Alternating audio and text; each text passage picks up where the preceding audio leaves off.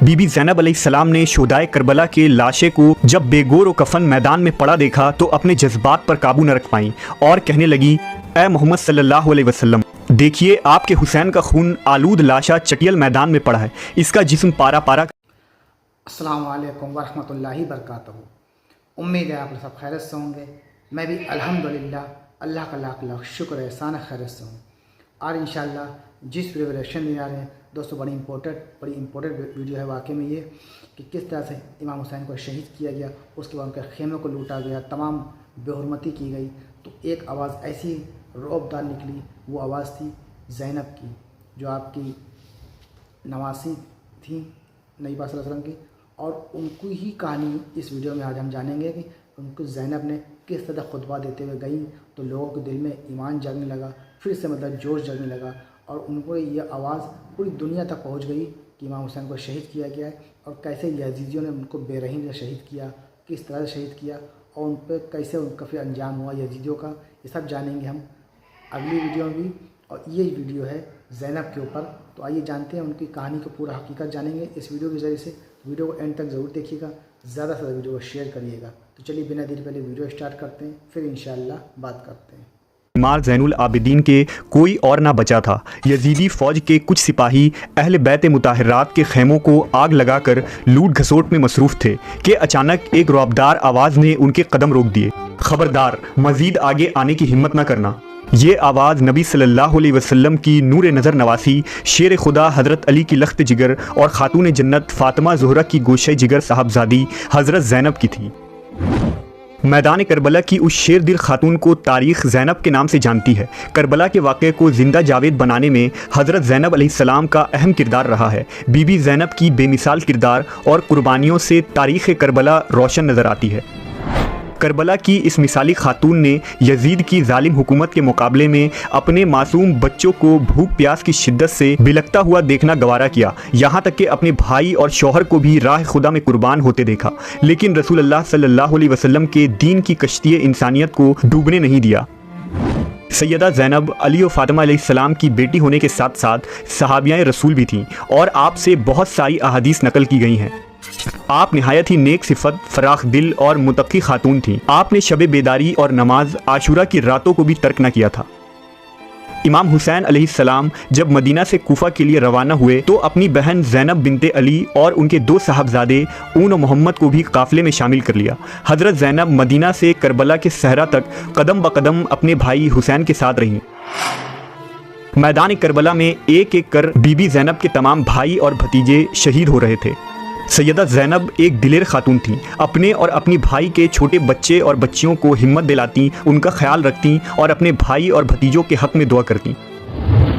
इमाम सज्जाद ज़ैनुल आबिदीन से रिवायत है कि आशूरा की रात मैं अपने वालिद के पास बैठा था और फूफी ज़ैनब हमारे पास थी। इमाम हुसैन अलैहिस्सलाम अपनी तलवार को तेज़ करते हुए ये शेर पढ़ रहे थे, ए दुनिया तेरी दोस्ती पर अफसोस, तुम्हारे पाने वाले इशराक और असील हैं, इनमें से कुछ साहब और तालिबे कतील हैं। बस इमाम हुसैन अलैहिस्सलाम ने इन आशार को 2-3 मरतबा पढ़ा, यहाँ तक कि मैंने आपके मकसद को जान लिया। मुझ पर गिरिया गालिब हुआ, लेकिन मैं आंसू पी गया और मैं जान गया कि मुसीबत नाजिल होने वाली है।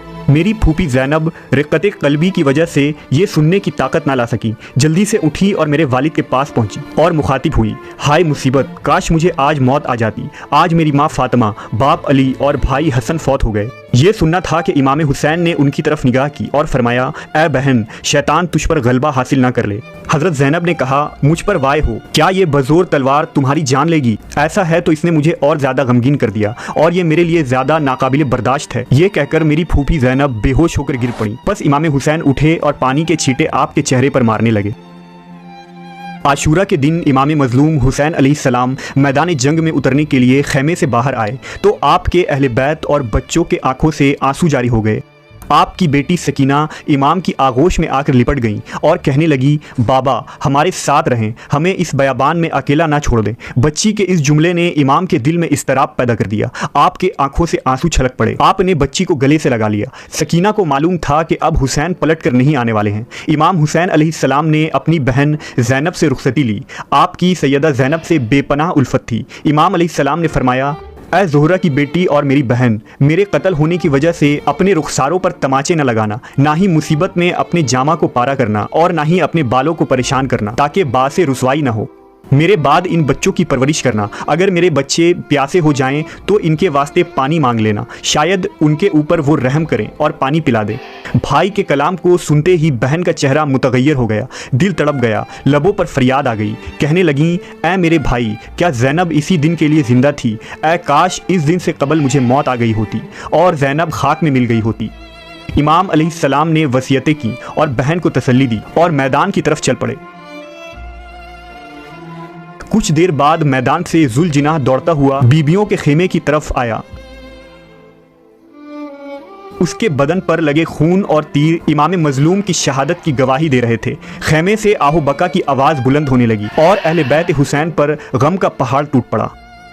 बीबी ज़ैनब अलैहिस्सलाम ने शोदाए करबला के लाशे को जब बेगोर और कफन मैदान में पड़ा देखा तो अपने जज्बात पर काबू न रख पाई और कहने लगी, ऐ मोहम्मद सल्लल्लाहु अलैहि वसल्लम, देखिए आपके हुसैन का खून आलूद लाशा चटियल मैदान में पड़ा है। इसका जिस्म पारा पारा कर दिया गया है। आपके घराने की लड़कियां रस्सियों में जकड़ी हुई हैं। आपकी ज़ुर्रियत कत्ल करके गर्म रेत पर बिछा दी गई है जिस पर खाक उड़ रही है। ऐ मेरे नाना, ये आपकी औलाद है जिसे जानवरों की तरह हकाया जा रहा है। यजीदी लश्कर ने बीबियों को कैद कर लिया और उन्हें पैदल कूफा ले गए। उन्हें सड़कों पर जंजीर पहनाकर चलाया गया ताकि लोग इबरत हासिल करें कि बनु उमैया के खिलाफ बगावत का क्या अंजाम होता है। जब शिम्र ने इमाम हुसैन अलैहिस्सलाम के बेटे ज़ैनुल आबिदीन को शहीद करना चाहा तो सैयदा ज़ैनब बीमार भतीजे से लिपट गईं और उन्हें शहीद होने से बचा लिया। इस मजलूम काफिले को कूफा के बाद दमिश्क ले जाया गया और यजीद के दरबार में पेश किया गया, जहां बीबी ज़ैनब ने यजीद के खिलाफ ऐसा लर्जा आमेज खुतबा दिया कि शाम का महल कांप उठा और अहले शाम रो पड़े। बीबी ज़ैनब वो हस्ती हैं जिनके खुतबों से करबला की तहरीक को ता क़यामत इसी शदीद जज्बे से याद रखा जाएगा जैसे वो सदियों की बात नहीं, कल ही का किस्सा हो। बीबी ज़ैनब कुव्वत बर्दाश्त और सब्र के आला तरीन दर्जे पर फाइज थी। हज़रत इमाम हुसैन की शहादत के बाद आपकी 3 अहम जिम्मेदारियों का आगाज़ हुआ था जिनको आपने कमाल कामयाबी के साथ निभाया। सबसे बड़ी जिम्मेदारी हज़रत इमाम ज़ैनुल आबिदीन की तीमारदारी और दुश्मन से उनकी हिफाजत थी। दूसरी जिम्मेदारी उन औरतों और बच्चों की हिफाजत थी जो बेवा हो चुकी थीं और बच्चे यतीम थे। तीसरी जिम्मेदारी करबला के पैगाम को दुनिया के कोने कोने तक पहुंचाना था। दम तोड़ती इंसानियत को जिंदा करने का जो इरादा हज़रत इमाम हुसैन घर से लेकर चले थे, इसको अंजाम तक किरदार और गुफ्तार के जरिया बीबी ज़ैनब ने पहुंचाया। इनकी ही सरबराही में इमाम हुसैन के अहले हरम ने कूफा और शाम के गली कोचों में अपने खुतबात के जरिया यजीदियत के जुल्म का पर्दा चाक किया।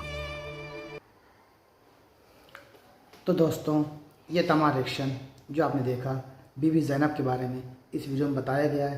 पूरी हकीकत बताई गई, किस तरह से यजीदियों ने उनके खैमों को लूटा और तमाम बेहरमती की और बीबी ज़ैनब ने किस तरह से उनको रोका और बिल्कुल डरी भी नहीं आप, क्योंकि वो भी उसी ख़ानदान के खून थी।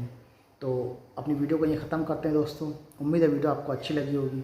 वीडियो अच्छी लगी तो उसको शेयर करिएगा। मिलेंगे इंशाल्लाह फिर आपसे हम नेक्स्ट वीडियो में। तब तक के लिए अस्सलाम वालेकुम व रहमतुल्लाहि व बरकातहू।